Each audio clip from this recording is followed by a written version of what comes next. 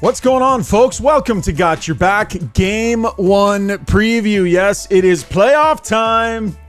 What was that 82 games we just went through all about? Absolutely nothing, because now is when it starts to count for real. Super pumped about this morning's preview podcast. We're live streaming here on Twitter and on YouTube. Not only do we have Jason Strudwick of Kamloops Blazer fame, how about the great Rob Brown joining us as well to preview game number 1 today, also of Kamloops Blazer fame. We'll run over some of the stats. Really impressive what the three of us have accomplished with that organization. Truly is. Got Your Back. Short Shifts brought to you by Mid-City Construction Management, a locally owned family firm. They have been doing civil construction projects in the Edmonton area for 40 years, over 40 years. Roadways, excavation, underground utilities, paving, and concrete. They've played a massive role in the infrastructure of Edmonton and surrounding area since 1980, and they're hiring right now too. So head over to mid-city.ca and click careers. Okay. You know what? I've got it set up right now. I got to fix this because we were a little worried about Brownie, about his video signal. So we got a picture that we can cut to as well, but I think we got the video up and running okay. Brownie, welcome to Got Your Back, buddy. Hey, good to be here. I get to do it a couple, seriously, all-star Kamloops Blazers from the past. I remember watching Struds. My dad used to take me to the games, watch Struds. I used to go watch you in KC. Learned a lot. Learned how to chip it off the glass and out. Oh yeah. How to turn and chase a guy back that just beat me up to the outside. So it's an absolute thrill being with my friend Jason. Well, I feel the same way. I learned so much from you. I learned what it looks like to not win a championship twice in 2 years in Kamloops. So I don't know. Does that count? Does that count? Or, I don't know. Right to the bone, away. It was 4 years that I was in Kamloops that we didn't win a championship. Not Holy 2, 4. Snap, Struddy, that was intense. That was a knockout punch early. It's a short shift. We got to get right at it. I'm not even going to talk about your 47 games in the league, Sean. Oh, come on now. I won't even get into those. Come on now. I was a glue guy from the press box, and you know that.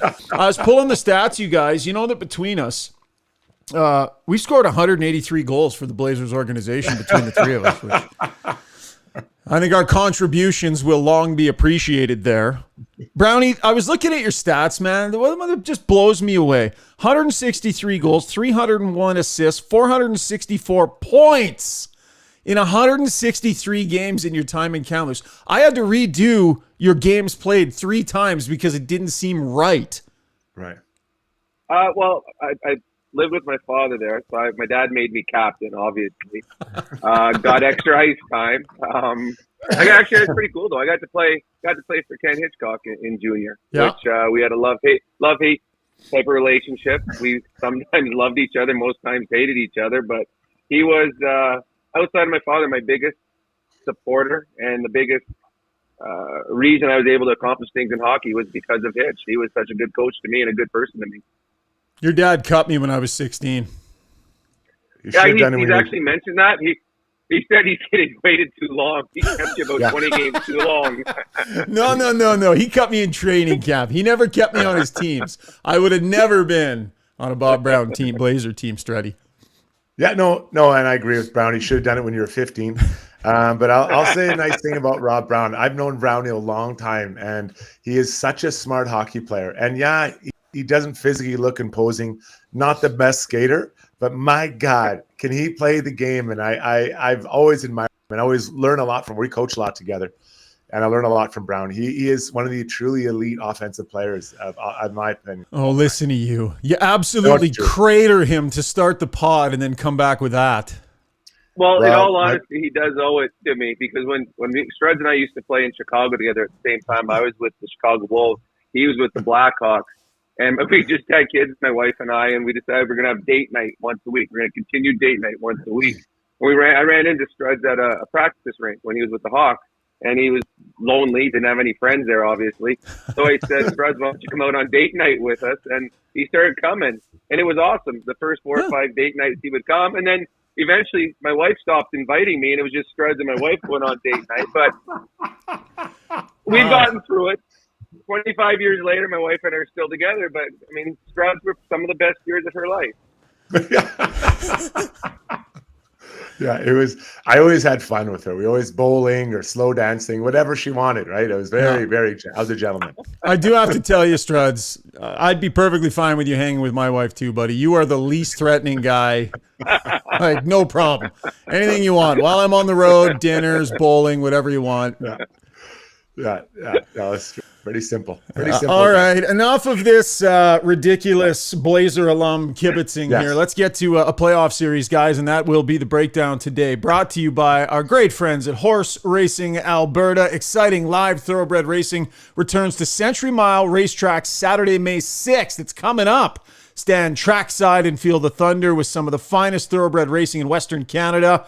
Make sure you're in attendance opening day for live racing. You can also watch and wager on the Kentucky Derby. Have some fun. Go to the races at Century Mile Racetrack and Casino Saturday, May 6th. For more information and to stay up to date, head to thehorses.com. Okay, quick updates here, and then we'll start breaking down the matchup. Gabe Vilardi did skate yesterday, but was in a non-contact jersey. The Kings skated and then flew to Edmonton. Kevin Fiala did not skate.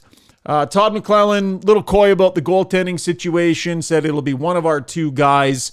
I think it points to Korpisalo because he closed out the season. I believe he played the last game, if not the last two games. Both have real good numbers, and they've got a couple of nice options there. So that's a quick update on what we might see lineup-wise. Brownie, I mean, you've been up close for all four of the games that these teams have played against one another this season. You know, how would you characterize this matchup and the type of hockey you think we're going to see? Well, LA wants to play low-scoring hockey. The last two games that LA and Edmonton played, that's the type of game LA wants. They want a 2-1 or a 3-2 type of hockey game. But what is exciting for Oilers fans is the Oilers now know how to play that way. The LA Kings, I don't believe, want to get into a 7-6 shootout. I think they'll find themselves in trouble. LA's got a good team.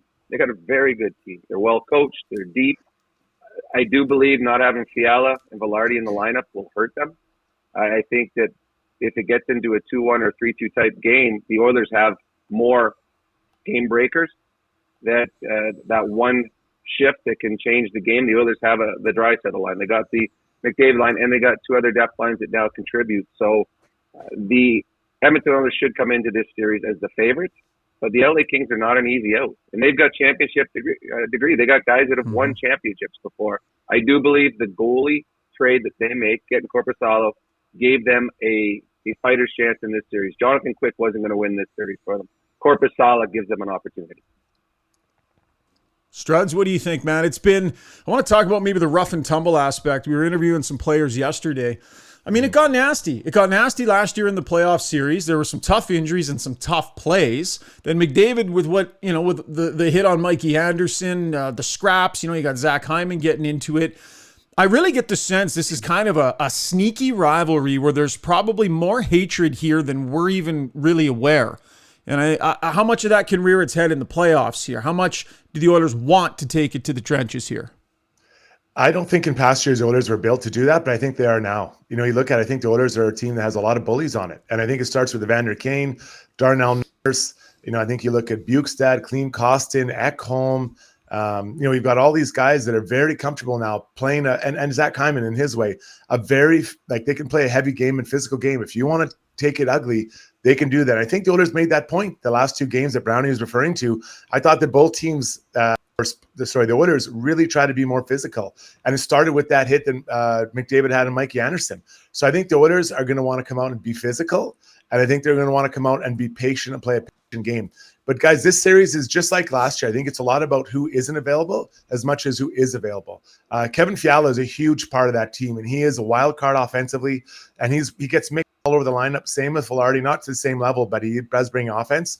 So I think Kings are even have to try to lock it down even more defensively. So if you can get that early goal or get up, whether it's whatever time it is, but if you get up on them, I think it squeezes them a little bit more because they don't have that as many one-shot scores as they do with Fiala in the line. Brownie, they're missing a lot when they're missing Fiala. I mean, but they have. I've kind of called it the antidote. If there is an antidote to McDavid and Draisaitl, it would be two top two-way defensive centers. And that's what the Kings bring into this series. They also bring into this series a strategy from a head coach that understands these players. It would seem to me that LA leaning on those defensive centers, but leaning on that strategy is absolutely critical, because what they do through the neutral zone, it's tailor-made to try and slow guys down. Well, Struds made the good point, is getting the lead. If LA gets the lead in this series, then they can just simply sit back and wait for the Oilers to make mistakes. The two games that the Oilers and LA played at the end of the year that the Oilers won, there were a lot of chances either way. And in the one game, the game here in Edmonton, I think Skinner had to make 43 saves. So as much as the Oilers won both those games, LA was in both of them. And LA, when they get the lead, they sit their four guys back, they wait for you to make mistakes, and they do have a Kopitar and a Danault, the face off. So now the Oilers are chasing when they win draws, and they understand how to play good defensive hockey. And Kopitar is a big, strong man. So going against Leon usually has a huge physical presence out there and an advantage over the opposition because he's bigger and stronger than the centerman they throw out there. Kopitar can match that. Danault is just smart, incredibly smart. That was a good move getting him a couple of years ago, because he's the guy that can think the game and try to combat what Connor brings. Now, you're never going to stop Connor or Leon, but the LA Kings are trying to slow them down. But yes, I think up front with Danault and Kopitar, they give themselves a chance. Now, this could be a game that goes 7 games, or a series that goes 7 games. And in those 7 games, the Oilers might blow the Kings out twice. They might have a 6-1 game or a 7-0 game simply because the Oilers get the lead. They get the Kings out of their comfort zone, and now all of a sudden they blow them out. But then the next game, LA is going to try and come back and win 2-1. So it could be a 7-game series where the Oilers have a couple big victories. But yeah, they are built well to play against the Edmonton Oilers. It's not an easy out. This is a series. If Fiala and Velarde come back in the series, that will just give the LA Kings a little bit of a breath of fresh air. They get all of a sudden 2 guys that can score 20 goals in a season. So the longer the series goes, the better chances the LA Kings have, because they're going to probably get 2 very good hockey players back sometime during the series. Struds, can you take us into tactics a little bit? So this 1-3-1 that they use, what is the right way for the Oilers? And it's on controlled breakouts, right? So picture the Oilers with a controlled breakout in their own end, defenseman standing behind the net, waiting for the forwards to swing, and they're staring up at one guy, 3 stacked across the middle, and then a defenseman back. What's LA trying to do, and what's the right way for the Oilers to combat that? Yeah, Brownie absolutely nailed it when he talked about that. So really what they're doing is they're even backing up further. They're going to kind of try to stack it up at the red line and even have the D-man on the blue line. So back it up. They're going to give you half the ice. And what they're hoping is that over time, the Oilers will get frustrated and they're going to start taking chances. So someone's going to try to beat a guy and then they'll counterpunch or maybe get an on-mad break against. But what the Oilers did in those 2 games that Brownie was talking about, they didn't get, the Oilers didn't get frustrated and they kept just chipping it by. And it's not the sexiest hockey to play. In fact, I hated playing that defensive style because you're just sitting back waiting to get attacked. But what the Oilers did is that if they couldn't get the line or if they couldn't get the skated in, they would just chip it behind, whether it's the winger or the D-man, whoever's on the wall, and then go and get it. And then just play a ground and pound game in the offensive zone. And it's not going to be sexy. And the Kings are very comfortable in that. They're willing to wait. And then, someone tries to make an extra move. Okay, good. Now we got a 2-on-1. They'll go down, they'll capitalize. And now you've spent most of the game with the puck, but unfortunately you're not scoring. So I think for the Oilers, they got to be so patient and understand it's coming and it's not going to be fun. It could be a 7-game slog going through that. And I think it's something they really have to be prepared for mentally, because it's not fun to play or play against, but it can be effective, Brownie. Well, you're right too. And the one thing that the Oilers love doing is they love both Connor and Leon getting the puck about top of the circle in their own zone and flying to the neutral zone with speed. Yeah. And the way you do that against most teams is they'll have a forecheck. So Connor and Leon will get in between the first forecheckers and the guys that are up high. So they've already got past 2 players before they get the puck. What the LA Kings do is they have all 5 guys below Connor and Leon. So if Connor gets the puck, he's not looking up at having to beat 2 guys with tons of open space. He's looking up and there's 5 guys all in the perfect position. So they've got them, okay, Connor, we're going to push you this side. Now we're pushing you towards our winger and our other defenseman. Now Connor's got to beat 3 guys. Now, sometimes he's able to do it, but the LA Kings would much rather you get to the red line and chip it past us. And they understand the Oilers will get the puck in. And then it'll be a fight down low in their own defensive zone. But they would rather do that and give themselves a chance than to let Connor or Leon go flying with full speed at their defensemen. If they get into a game like that, they're in trouble, and they know that. And that's why Todd McCullough had a really, really good game plan last year and this year. Again, the 2 games the Oilers won at the end of the season, they were very, very tight games. So that's the way LA is going to play in this series. Yeah, last part on the tactics here, because we're kind of dealing in the minutia.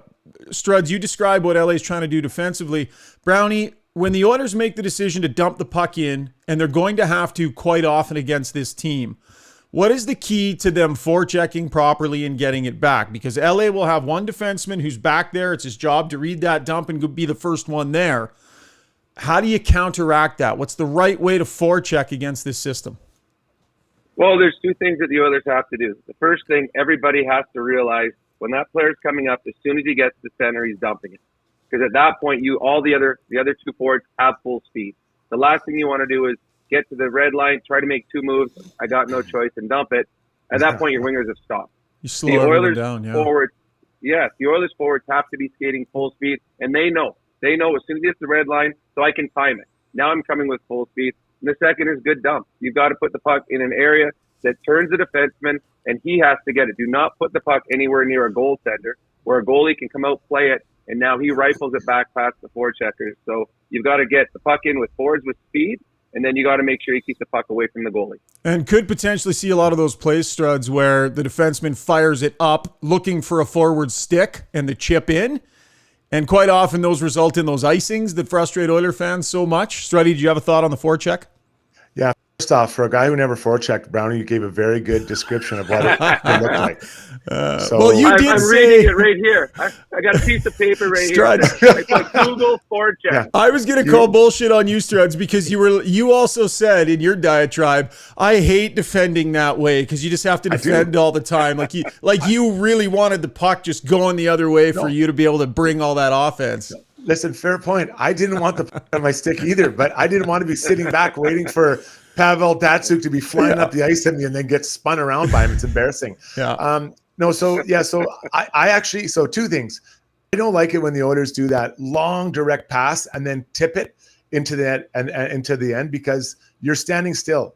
Typically, when the guy who tips it, he's standing still, and all other forwards are way back. So it's like a free pass. Now, if you're at the end of the shift, no problem. Or if you're under pressure, I get it. But generally speaking, I found that to be a really hard puck to retrieve if I'm the forechecker. And actually, it helps the D-man because that usually gives you some time, and there's usually a change going on. But one point I want to make, and Brownie made it really well, is that when you dump it in on that, or I don't like the word dump it, but if you're going to dump it in or chip it in, you have to make the D-man turn and go get the puck where he doesn't want to. And, having it die behind the other team's net, that does not work. I think the best place to put it so it kind of dies just before it hits the goal line on one of the 2 walls. And I really like that because now as a D-man, you're going back, you have to turn, and now you're trying to make a play with your back to the whole rink, and you're feeling the pressure coming. So those are really important areas. So cross ice dump is one way. Just put it past that guy and have it die somewhere between the top of circles and the goal line. I found those are really hard pucks to retrieve. Brownie, did you find that you were able to soften up defensemen with your physical play in the corners? Did you find that personally? I did. It's funny. I remember one year we played the Islanders guys at Pittsburgh, and Zdeno Chara was on the other team. And I swore that night I was going to knock him over. And I ran him, I bet you, 25 times. 20 times he didn't notice. 3 times he just looked at me and swatted me away. And 2 times I actually hurt myself trying to hit him. So man. Physical play wasn't my strength, Ryan. Yeah. Last thing, Brownie, because I know you got to get going here. Listen, I've been at practice the last couple of days, and I've observed something. 2 days ago, I saw Connor McDavid pull Ryan McLeod aside. They had a long chat, and then they went into the corner, and they actually worked on some puck battle drills, just the 2 of them. They would take turns, one guy controlling the puck, the other guy corralling him and battling. They went hard. They were breathing heavy. And I thought, okay, kind of cool, right? They're working on something together. The next day I'm watching practice, and Connor McDavid has Ryan McLeod pulled aside, and they're having a chat. And it's a 2-way conversation back and forth, and then they go work on some really specific face-off things, and then they have another discussion after. You might think that this is just normal stuff that happens, but I watch these teams practice all the time, and this team, and it was notable to me. And the point I want to make here to you, Brownie, is it would seem to me that McDavid is going to McDavid this series, right? We know that he's going to bring it. But as a leader on this team, I sense he's trying to take some more responsibility for bringing as much as he can out of the other players and some of the younger guys, understanding the difference between getting there and not getting there isn't just about how well he plays. It's about everybody else. And I see him doing that. What about that part of leadership? Well, it's huge, and it's true. Connor McDavid, now this is just my thoughts. Connor McDavid, at the end of his career, wants to be the greatest player that ever played. And he's got the abilities. He's pushing towards that. To be the greatest player that ever played, you can have all the MVPs, you can have all the scoring titles, you can set records. But if you don't have championships, there's going to be people out there that are going to say, well, he was great, but Connor McDavid and Leon, full focus this year is to win a Stanley Cup. And you can just see in the second half of the season the way that Connor played defensively. That was a different Connor McDavid. That wasn't the McDavid we saw the last couple of years. Connor would be good at times in his own end, incredible in the other end. But the second half of the season, he became a very, very good defensive forward. He was on the proper side defensively. He backtracked. There was no anticipating where the puck's going to go. So I think now he realized over the last couple of years, he's had good playoffs, very good playoffs. And the team hasn't gotten where it wanted to go. So he knows for this team to go further, they have to have players from top to bottom contribute. They have to have players at the get big moments in the play where the third and fourth line goes there. They either keep momentum going. They have a great shift in the offensive zone. They score a goal. They do something good defensively. Connor's not. He understands that, and he wants to be the best, and the best have to win championships. And I think that's what he's trying to do. And what you talked about with him and McLeod going one-on-one, and Struds will tell you this, that is the most tiring drill you can do. And it's simple. Two guys go in the corner, and you fight for a puck. That is absolutely exhausting. And for Ryan McLeod to have to do it against the best player in the world, that'd be one where you go home afterwards and you lay on the couch the rest of the day because you're physically spent. So good on McDavid doing that, but I think it shows you the commitment level that Connor and Leon and Darnell Nurse have for this team. Brownie, great job today, buddy. I know you got a rip. Well, it was an absolute honor being with a couple of former Blazers and two of the greats. I've seen both of your names hanging from the rafters right beside mine in Kamloops, so it's really good to be on air with you. Unreal, this guy. Struds, are we inviting him back or not? I'm not sure. Is your name before or behind my 2 Memorial Cup championships? I can't remember where they placed it in the rafters. Yeah. You know? All right. Mr. Struds. Appreciate it, Brownie. Let's buddy. do this again, Great my friend. stuff, yeah. The best. Take care, guys. All right. Look forward to hearing you on the radio. There's a big part of the Oiler Radio Network on game day broadcasts, and awesome to have Rob Brown join us today. Struds, you got to readjust your shot now. See, look at you. You're all. I cut to a 2 shot, and you're all mucked up there. Oh, there you go. There's your 2 guys. Yeah, he's Brownie. You know, he's been such a when I was near retirement, we had a couple really good talks about what it looked like, and he was so helpful to me. And he's a great analyst. I love his unreal. insight. Yeah, because it's so opposite good. of mine. Yeah, and not that I'm great, but he's just the opposite. He's so offensive minded, right? And he was truly one of the greatest offensive players ever to play in the Western League. And then he's just a great guy, and everyone who knows him just loves him. Yep. But He's don't just fit. go out and say he's going to have 1 beer, because it never happens. It never happens, eh?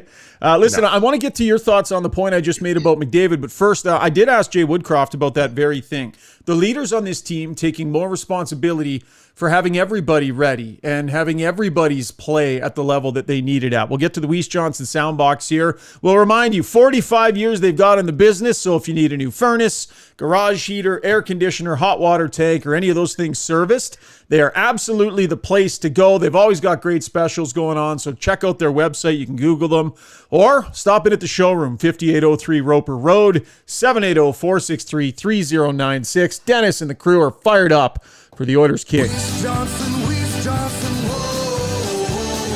Here we go. Jay Woodcroft yesterday. I asked him about leaders taking a little bit more responsibility for the play of everybody in the group. Here he is. I think we have bunch of players in our leadership group that don't tolerate anything that gets in the way of winning. And I think we have a bunch of players in our leadership group that do a great job of setting an example, which is important, but they go beyond that. They do a great job of holding people to our standard. And we're blessed with a lot of really good players, but we're also blessed with a lot of really good leaders. How important is that, Struds? Is it a thing? That's the next evolution. You come into the league as a great player and you want to show everyone you're great. You want to put up, your numbers. You want to test yourself against the best. And not that you don't want to win before, but you're kind of getting that going. And then the next transition is you become a leader on your team, a captain of your team, assistant captain. And now you go around and you help other players reach their maximum potential. You can make no mistake about it. You can't win a Stanley Cup half the team not firing at their max capacity. And I'm not suggesting that the Oilers have or don't have those guys, but you have to be able to, as a leader, talk to your teammates and ask them to do more, to bring more out. And just an example, like Zach Cass used to be here, he wouldn't block shots. So, are you going to win without one of your players blocking shots? And that's the reason he wasn't on the penalty kill. I'm not here to beat up on someone that is no longer on the team, but that's just an example of you have to have everyone doing the maximum they can as an individual to contribute to the team. So when you share that story about McLeod battling, I think that there can be improvement in the way he competes, on the walls, and not so much with speed in the middle, because speed in the middle is fun. On the wall, now I enjoyed battling on the wall, but not everyone enjoys it. You have to win those battles in there, because you know what? The other team, they're going to battle. Phil Deneau, Kopitar, all those guys. More. I love More, by the way. I think he'll be an important part of this series. But you have to be ready to compete. So that's Connor's way of obviously talking to him, say, buddy, this is the battle we need to have. And I'm going to show you what it feels like battling against the best player in the world.